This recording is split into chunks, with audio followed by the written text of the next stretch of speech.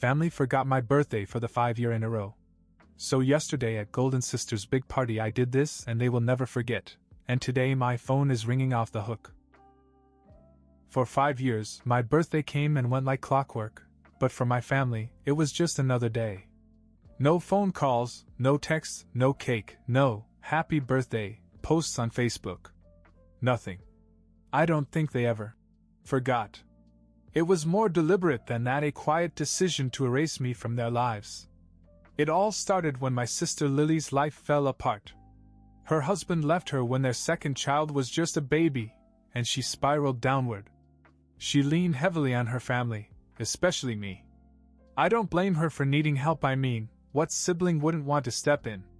I babysat the kids whenever I could, helped her clean up the mess her husband left behind, and tried to support her emotionally. But one night, just when I thought I was doing enough, she made it clear that I wasn't. She showed up at my apartment, frustrated and broke, and said, "What good is babysitting if you don't give them money, huh, brother?" That was her way of asking for money, but it felt more like an accusation. I told her no. I couldn't keep giving out money. I was working hard just to get by, trying to build some kind of future. She didn't take it well, and the next day my parents called me selfish, ungrateful, and unworthy of the family name. They backed her up completely because that's what they always did. Lily could burn the house down, and they'd find a way to blame the matches. From that point on, I was on the outside. My parents stopped calling. My sister only reached out when she needed something, and when I didn't deliver, she went quiet too. For 5 years they didn't celebrate any of my birthdays. Not a card. Not a text. Meanwhile, Lily threw these over-the-top parties for herself every year, making sure the whole family was there. The last one I went to was 2 years ago. I should have known better than to show up, but a small part of me hoped it would be different this time. It wasn't. She'd invited her friends, people I barely knew, and they spent most of the night taking thinly veiled shots at me. "Still single, huh? Guess you're the career type," one of them said, laughing. Another chimed in. "Renting is smart, I guess, for now." Lily just grinned. I left early that night, feeling like a total loser. I promised myself I'd never go to one of their parties again. They didn't care about me. I was just there to fill a seat and be the family's punching bag. But yesterday was different.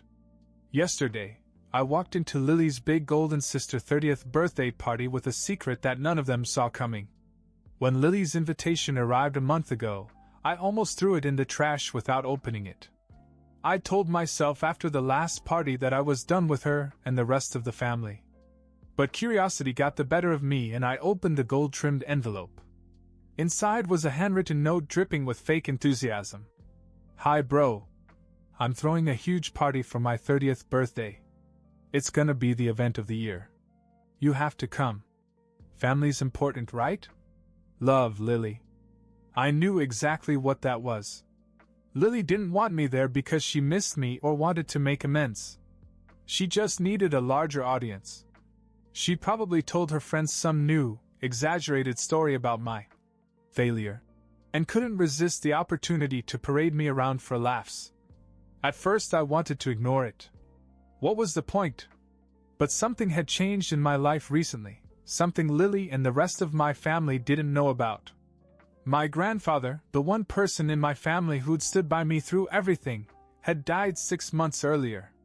He and I were closer than I ever was with my parents or Lily. He wasn't perfect, he had his problems, and he never got along with my parents or my sister.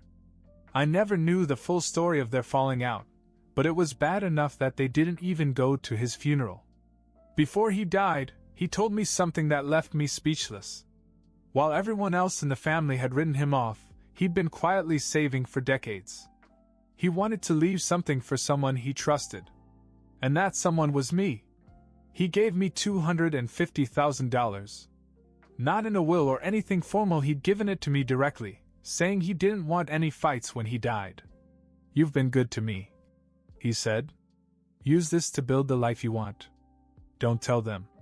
They'll just ruin it." At first I didn't believe him. I thought there must be some catch, some mistake. But the money was real, and it was in my account. It felt surreal. For the first time in years, I had a real chance at stability. I could stop renting, buy a house, and start over. When Lily's invitation came, I saw it differently. It wasn't just another party. It was an opportunity. I wasn't the same guy they'd mocked 2 years ago. This time, I had something they weren't expecting. I said yes and spent the next few weeks planning exactly how I was going to handle it. This wasn't going to be another night where I sat in the corner and took their jabs. This time I was going in with my head held high, and they weren't ready for it. The party was yesterday, and let me tell you, it went even better than I could have imagined. Lily's party was extravagant, just as I'd expected. She'd rented a trendy downtown rooftop venue, complete with a live band, catered food, and gold decorations that screamed, "Look at me!" She was nothing if not consistent in her love of attention. When I walked in, heads turned. It wasn't because I looked particularly sharp, although I had made an effort. No, it was because I was there. I hadn't been to a family event in 2 years, and my presence clearly took them by surprise. Lily, standing near the bar with a glass of champagne, did a double take when she saw me. Well, look who decided to show up," she said loudly, attracting the attention of everyone nearby. She gave me a tight, fake smile. "Didn't think you'd make it, little brother. Finally come out of your little hole?" I smiled back, calm as ever. Wouldn't miss the big night. The room was buzzing with her friends, many of whom I recognized from past parties. My parents were there, too, seated at a table like royalty, nodding at guests who stopped by to fawn over them. It was the usual dynamic: Lily playing the star, my parents basking in the reflected glory, and everyone else circling around them. But this time I wasn't just another satellite. As the night wore on, I stayed quiet, biding my time. I chatted casually with some of Lily's friends, who were getting a little tipsy. One of them asked, "So, what have you been up to? Still working that office job?" I smiled. "Actually, I've made some big changes. Things are going really well." That got her attention. Lily overheard and came over, curious. "Big changes? What, did you finally get a new couch?" She laughed, and her friends joined in. I decided it was time. "Actually," I said, raising my voice just enough for the nearby tables to hear, "I just put an offer on a house." The laughter stopped. Lily blinked. "A house?" "Yeah," I said casually. "A nice one. It's got a big yard, lots of space, and no landlords to deal with. I'm moving out of the apartment next month." The look on her face was priceless. She hadn't expected this. "Wait, how can you afford a house?" she asked, her tone sharp. And that's when I dropped the bomb. Grandpa helped me. The room fell silent. My parents, who had been chatting with some guests, suddenly looked over. Lily stared at me, confused. "Grandpa? What do you mean?" I shrugged. "He left me some money before he died. He said he wanted me to have a fresh start. So I'm using it to buy a house." Well, here's where things got messy. Lily's face turned red. Wait. Grandpa gave you money? How much?" "Enough," I said. "That's not fair," she blurted out, loud enough for several people to turn and look. "He didn't leave us anything. Why would he give it to you?" Before I could answer, my mother stormed over. "What is this about money? Your grandfather never said a word about it." "He didn't want to," I said. "He told me he didn't trust you with it." That hit a nerve. My father chimed in now, his voice rising. "What did you say to him? Did you trick him into giving you money?" "No," I said firmly. "He gave it to me because he knew I'd put it to good use. He wanted me to have a chance at a better life. And frankly, after the way you all treated him, can you blame him?" This set off a firestorm.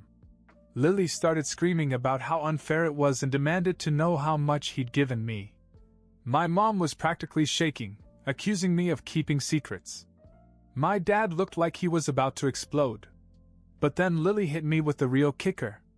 "If you buy a house, you can let us live with you." she said, like it was the most obvious solution in the world.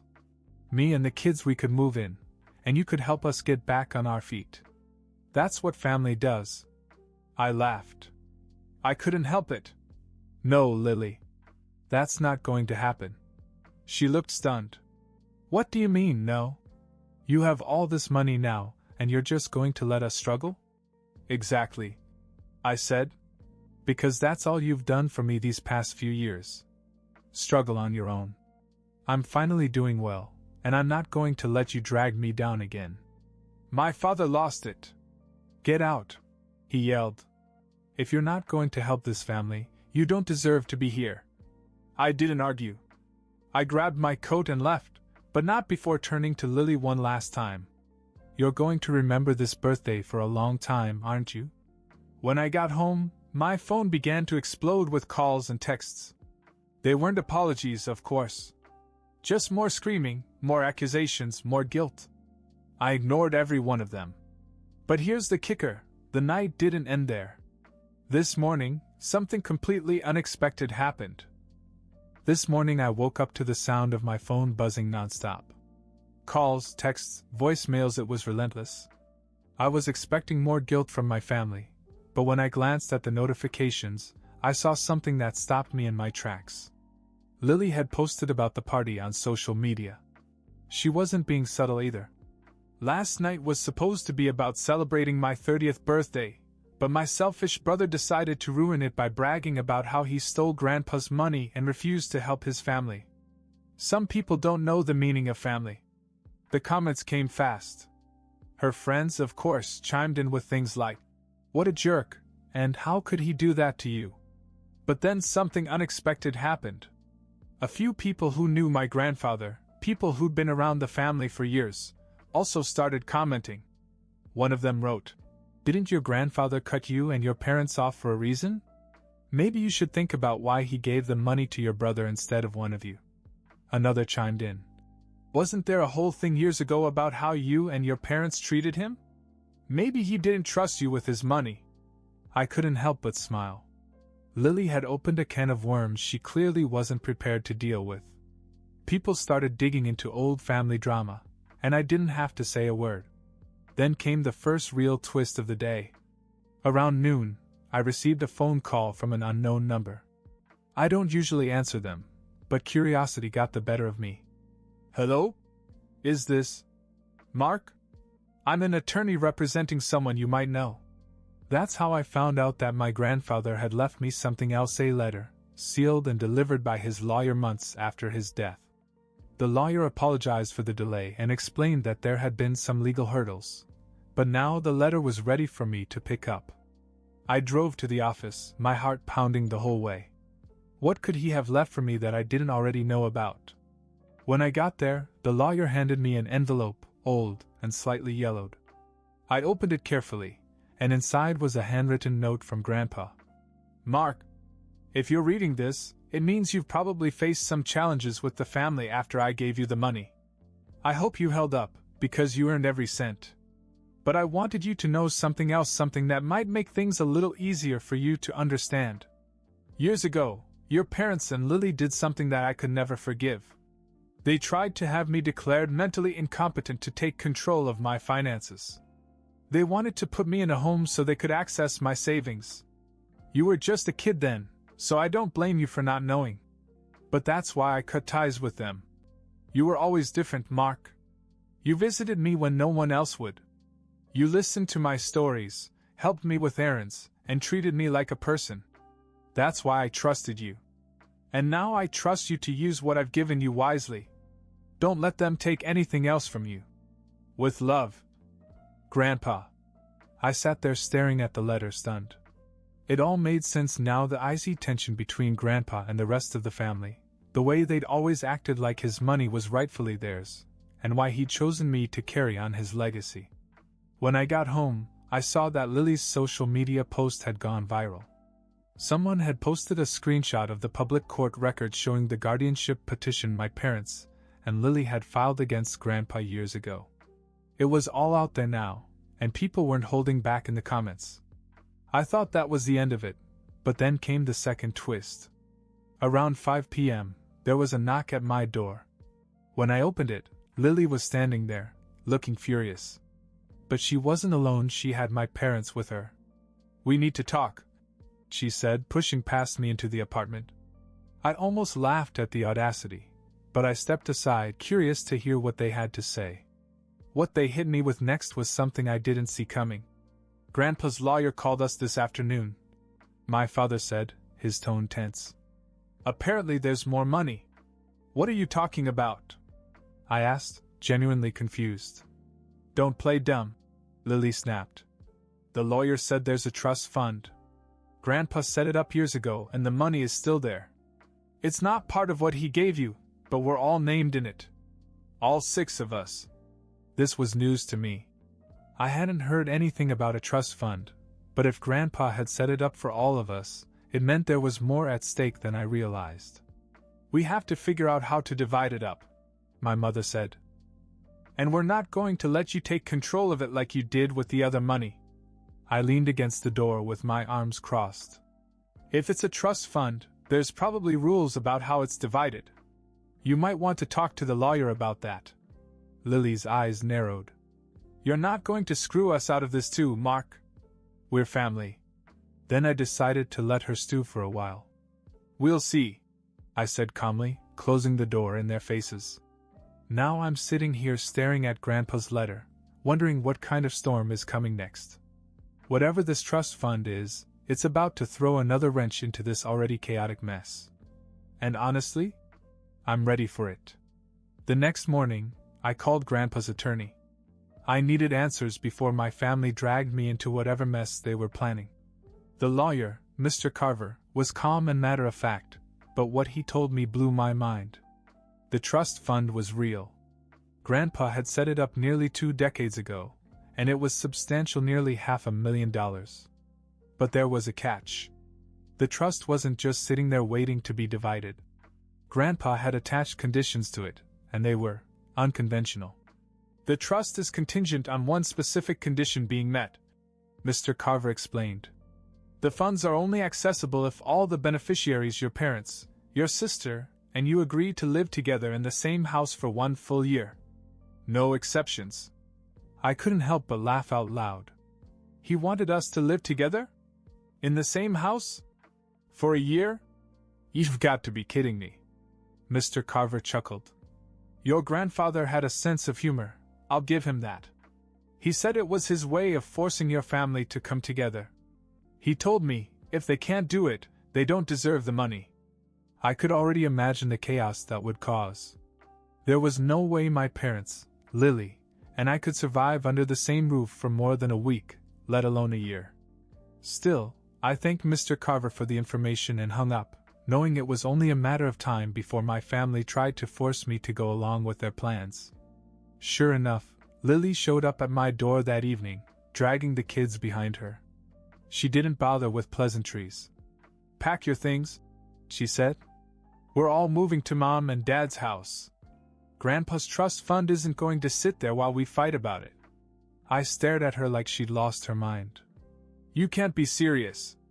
"Dead serious," she snapped. "We need this money, and we're not going to let you ruin it for us." "Ruin it for you? Lily, have you thought this through? Do you really think we can all live together without killing each other?" She rolled her eyes. "It's $500,000, Mark. We'll figure it out." I laughed. "You mean you'll figure out how to make my life a living hell for a year while you sit back and wait for the money to roll in?" Just then, my parents pulled up in their car and marched up to my door. My dad wasted no time. "Mark, we need to talk. This trust fund is an opportunity for all of us, but we can't access it unless we work together. Grandpa set this up for the family, not just for you." "I understand that," I said. "But let's be real. Gramps knew exactly what he was doing. He didn't set this up to bring us together. He set it up because he knew we'd tear each other apart trying to get it." My mom looked upset, but my dad didn't back down. "You don't have a choice. If you don't agree, none of us will get the money." "Do you really want to be responsible for that?" Lily jumped in. And don't think you're special just because Grandpa gave you that other money. That trust fund isn't yours. It's all ours. I was about to tell them exactly where they could shove their trust fund when something completely unexpected happened. A car pulled up behind my parents, and out stepped a man I hadn't seen in over a decade. "Uncle Mike?" I blurted out, genuinely shocked. Mike was Grandpa's estranged son, my dad's older brother. He'd been out of the picture for as long as I could remember. According to family lore, he'd had a big fight with Grandpa over money and left town, never to be heard from again. "What are you doing here?" my father asked, his tone sharp. Mike ignored him and walked over to me, holding out his hand. "Mark, heard you're stirring up the family. Good for you." I shook his hand, still trying to process his sudden appearance. "How did you even know about that?" He grinned. "I have my ways. Besides, I figured the old man might have left something worth fighting over." "Looks like I was right." Lily crossed her arms. "You're not even a part of this. The trust doesn't include you." "Maybe not," Mike said. "But I've got something that does." He pulled a folded piece of paper out of his pocket and handed it to me. It was another letter from Grandpa, addressed to both of us. "Why didn't the lawyer give this to me?" I asked, confused. "Because Grandpa left it with me," Mike said. "He told me to hold on to it until the family fought over the trust fund. Looks like that didn't take long." I unfolded the letter, my heart pounding, and began to read. "Mark and Mike, if you're reading this, it means my little trust fund plan worked. The family is probably in chaos right now, and I'm sure it's entertaining as hell. But there's something else you need to know. The trust fund isn't the only thing I left behind. I set up a second account in Mike's name. He's been watching it for me, and it's for you, Mark. It's not a huge amount, just enough to give you a little extra cushion. As for the trust fund, I suggest you sit back and let the others fight it out. They'll never last a year under one roof, but it'll be fun to watch them try. Love, Grandpa." When I looked up, Mike was grinning. "You got a smart old man there, Mark. Looks like we've got some catching up to do." Lily and my parents were furious, but I didn't care. Grandpa had played his last hand, and it was brilliant. I had a feeling this was just the beginning of the mayhem. After that trust fund mess, I decided I was done. Completely. I walked away from my family, signed a statement with Grandpa's lawyer to remove myself from the trust fund, and block their numbers. They could fight over his terms and tear each other apart. I wasn't going to stick around for that. With the money Grandpa left me, I closed on a house in a quiet neighborhood a few months later. It was everything I'd wanted: peaceful, private, and mine. Mike, Grandpa's other surprise ally, helped me settle in. He even built a deck in the backyard with me, something simple but meaningful, a little piece of Grandpa's legacy. My parents and Lily tried to make the trust fund work, but it quickly fell apart. Lily and her children moved into my parents' house, and within months they were at each other's throats. She left, they blamed each other, and from what I heard through Mike, the money is still locked up. Meanwhile, my life finally began. I started a consulting business I'd been dreaming about for years, adopted a golden retriever named Max, and spent my days building something for myself. Cutting ties with my family wasn't easy, but it was the right thing to do. Grandpa's real gift wasn't money, it was showing me how to step out of their shadow and live for myself. Now, some evenings, I sit on this deck, watch Max play in the yard, and think about how far I've come. I can almost hear Grandpa laughing, knowing he's finally given me the push I needed. And for the first time, I feel at peace.